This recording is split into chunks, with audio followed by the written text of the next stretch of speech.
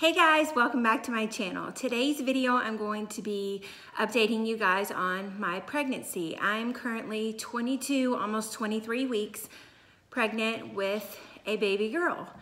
And I had originally planned on updating more often and before now, but this pregnancy has been stressful and troubling and concerning and upsetting, and most of that happened in the first trimester, and I'm thinking about doing a separate video talking about that because it will make this video too long and because I'm just not quite ready to talk about it just yet. But eventually I think I will try to make a video so that I can help other women going through the same thing. So I'll start with the first trimester. The first trimester, like I said before, was extremely difficult. It was upsetting. There was a lot of emotions. There was some complications early on. Everything's okay now, but in the beginning it was extremely stressful for both myself and my husband. I almost think he had a more difficult time dealing with it than I did, but like I said, I will do a separate video on that. So symptoms, first trimester, and I have some notes here. Extreme nausea, extreme exhaustion, extreme dizziness, and extreme vomiting. Everything was extreme. This was probably one of my hardest pregnancies. Part of it, I'm sure, has to do with my age, and the other part is because of the complications. I do have a thyroid disorder, and I do have a kidney disorder that can cause some problems for me in pregnancy. So, like I said, I did have a lot of nausea, exhaustion, dizziness, vomiting. I had a lot of nosebleeds, and at 18 weeks, I ended up, my doctor, my OBGYN, diagnosed me with a sinus infection, and she prescribed an antibiotic, and that made 1,000% difference. It helped tremendously. I was severely congested, had a lot of drainage, and just was miserable, and my nose was bleeding a lot, and it was just absolutely miserable. But once I got through the antibiotic, I felt much better. I still have seasonal allergies. You'll see me wiping my eyes because my eyes are watering. I didn't take anything during the first trimester as far as treating allergies or any type of medication. The antibiotic and the Zyrtec I didn't start taking until the second trimester. I do have allergy. I don't take the Zyrtec every single day. I do take it kind of as needed. Ideally, I would like to take it every day, but I'm just one of those people that doesn't like to take a lot of medicine during pregnancy, but I struggle if I don't. I'm very nauseous because of the postnasal drip. I have a hard time, breathing out of my nose. My eyes water even more than they already do, even when I do take the Zyrtec. So long story short, at about 18 weeks, I was diagnosed with a sinus infection, took an antibiotic, and I'm feeling a lot better. Once I hit the second trimester, things did get better. I'm still extremely out of breath. I can walk up my stairs in my house, or even just talking, I'm extremely out of breath. I would say that is the only symptom that I have for the second trimester, and by the end of the day, I am pretty tired, but that's to be expected. I had cravings. As far as cravings go, the first trimester early on, probably until about between 15 and 18 weeks, nothing sounded good. I had a really hard time. What did sound good wasn't good for me, mostly carbs, bread, bland pasta, potatoes, French fries, things that were basically, bland. So I ate a lot of mashed potatoes, toast, bread, occasionally some fruit. I did not eat a whole lot in the first trimester. I struggled keeping about one meal a day down. I could not drink any coffee. Coffee was disgusting to me. I just could not even deal with it. Now I'm back to drinking my coffee. I have one small cup a day. I don't really have any aversions. Now in the second trimester, early on in the second trimester, I was craving cheeseburgers like crazy, which is funny because it was the same thing with Chelsea's pregnancy. I wanted cheeseburgers and French fries like all the time. And I also craved these raspberry popsicles. I think they were made by Outshine or something, but that was later on when it was hot and into the summer. But I don't really have any, currently I don't really have any cravings or aversions.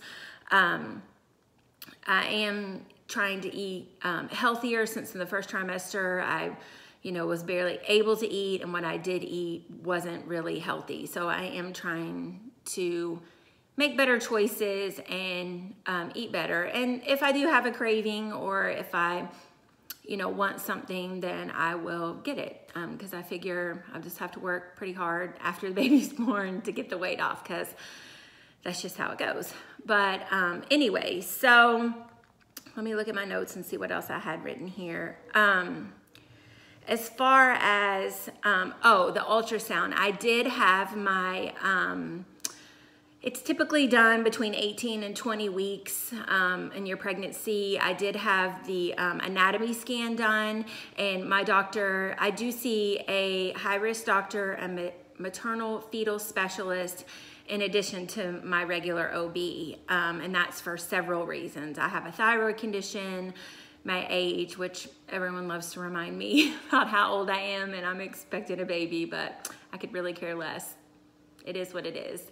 My kidney disorder, and I also in pregnancy tend to battle blood pressure issues. They usually come towards the end of my pregnancy, and then with my last two pregnancies, they've stayed even after the baby was born. I had blood pressure issues for about 6 weeks, and then once 6 weeks was up, they went away. But back to the ultrasound. So I did go to my anatomy scan at 18 weeks. The high-risk doctor went ahead and did it at the 18 versus the 20. My husband had the flu at the time, and he was not able to go with me. So I did go alone, and our insurance requires that we have the ultrasound one day, and then we have to have a separate appointment to consult with the doctor. So I went to the ultrasound alone. I did bring my 3.5-year-old daughter, Chelsea, with me. And like I said before, my husband was sick. He had the flu. He was very ill. So Chelsea and I went to the appointment, and the sonographer had a girl there that she was training, and she was going, over all the parts of the baby, looking at everything. She was talking a lot. She was, letting the girl know what all the different things she was doing. She was talking with me. She was extremely chatty. And then I noticed at some point during the ultrasound towards the end, she kind of got quiet, and she was whispering to the girl that she was training. And looking back, it stood out to me, and I was like, wow, I noticed that she was real chatty, and then she kind of shut down. But I had Chelsea with me, and she was getting kind of antsy and restless because it is kind of a long ultrasound, and she had my phone, and she was wanting me to look things up for her and whatnot. So I didn't think too much about it. And so finally she was done with the ultrasound, and then I asked her before I left, is everything okay? It's all good. And she said, the doctor will go over it with you tomorrow when you come back from your consult, but I'm letting you leave, so everything should be fine, or something like that, which was kind of, I don't know, it didn't make too much sense to me, and it kind of came off as a little bit sarcastic, and it kind of made me think a little bit. So I left the ultrasound, we went home, and I went back the next day, and obviously my husband again could not go with me. This day Chelsea was in preschool, So I went to the appointment alone, and my husband, obviously, like I said before, was still pretty sick and wasn't able to go with me. So I went to the appointment, and I was waiting, and it was about 45 minutes, and it was getting close to time for me to need to leave to go and pick Chelsea up. So I was getting anxious and nervous. So I was already anxious and nervous. And so I went up and asked the receptionist, I was like, hey, I've been here for 45 minutes and I just wanted, is the doctor behind? Is there a problem? And they had forgotten to give my chart to her. So I had sat there for 45 minutes because they had not given my chart to the doctor. So they immediately called me back, and I went in and started talking with the doctor. And she was going over everything. She was telling me, everything looks good, blah, blah, blah, blah. And then she brought up, she told me that they found an echogenic focus in my baby's heart. And my heart literally stopped. Like I got a pit in my stomach. I know my eyes were probably very wide, and I was extremely just upset. All I could think of was there's something wrong with my baby's heart, and it was stressful. She explained the condition to me, and basically it's a calcification that is on one of the valves in the baby's heart, and it's extremely common. It can be a marker for Down syndrome, and given my age, that obviously is a concern. I did do the first trimester blood work. I have had several ultrasounds, and everything has come back normal. All the blood work is good, and she did mention that. She told me that the risk is very low, that there are 12 other markers during the ultrasound that they look for, and none of those were present. The only thing that they saw was the focus on the heart, and that her daughter had actually had it, that it's extremely common, and she kept reassuring me. And she's very sweet. I like my doctor a lot, but the more that she reassured me and the more she talked and the more she explained, the more upset I got, the more panicked I was, and I just didn't have enough information in my brain to rest my mind. She did write it down on a piece of paper, and she also gave me a couple of medical websites to go to get some information, because she said, I know you're gonna Google, and you go home and Google, but I want you to Google the proper information and get really good information. So anyway, I left the appointment, got in the car, tried to call my husband, and he was sleeping and just not feeling well, and so he didn't answer the call because he was asleep. And my husband saw that I had called a couple of times, and so he called back, and I explained to him what was going on, and he too reassured me. He said, try not to worry, try not to get upset.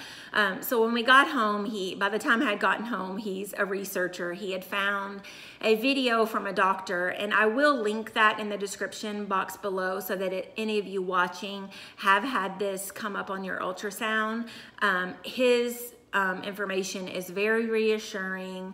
It did make me feel a lot better for not only my doctor to be telling me that everything's okay and it's normal, and it's a lot of things, a lot of people have this, and then this doctor to say almost the exact same thing that my doctor said. So I will link that in the description box below.